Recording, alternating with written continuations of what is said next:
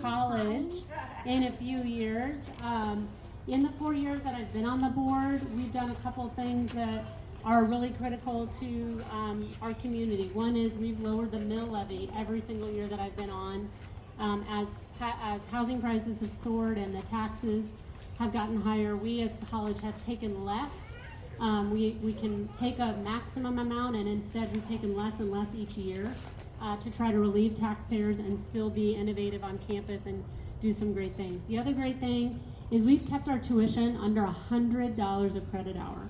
KU is at $325, K-State is at $315 a credit hour, and it is a bargain for students to come to our college and get a world-class education at a really great value. And so that's one of the things that I'm really proud of, because through the pandemic, we have so many great stories of students who have overcome obstacles like homelessness, which is a really pervasive problem for our students, more than I think I ever believed in Johnson County. But we have a lot of students who have struggled with homelessness and have struggled with feeding, having meals consistently throughout the day. We have a place on campus where they can come and get food, groceries, nice clothes for an interview, and we can also make sure that they get a great education so that they're never in that circumstance again.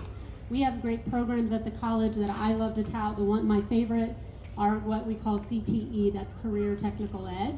And we have a welding program with 100 booths. So students get that hands-on experience, and welding is one of the #1 jobs in need in countrywide. And one of the great stories I love to tell is we cannot keep our students in our programs after year 1 because employers come right to the college, come to our students, and offer them $75,000 after 1 year of training to finish training them and get them employed immediately. That to me is a great success story.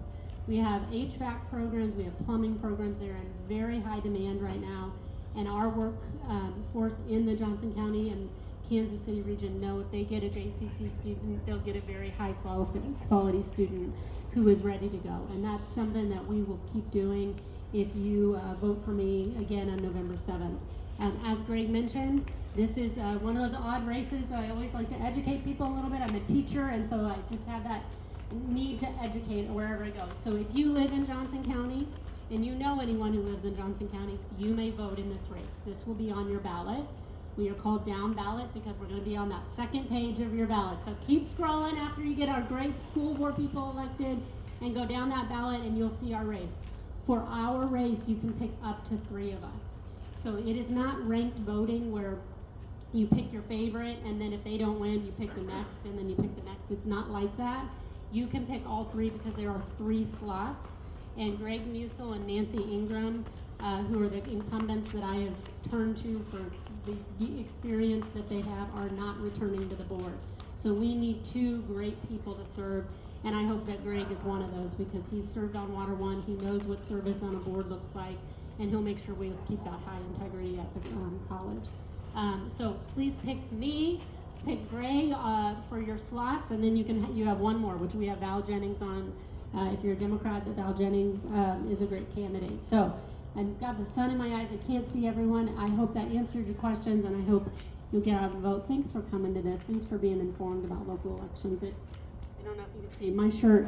Local elections are where it's at. It is the most impactful for your daily life. So thank you for being informed and taking a few minutes out of your Saturday to be here.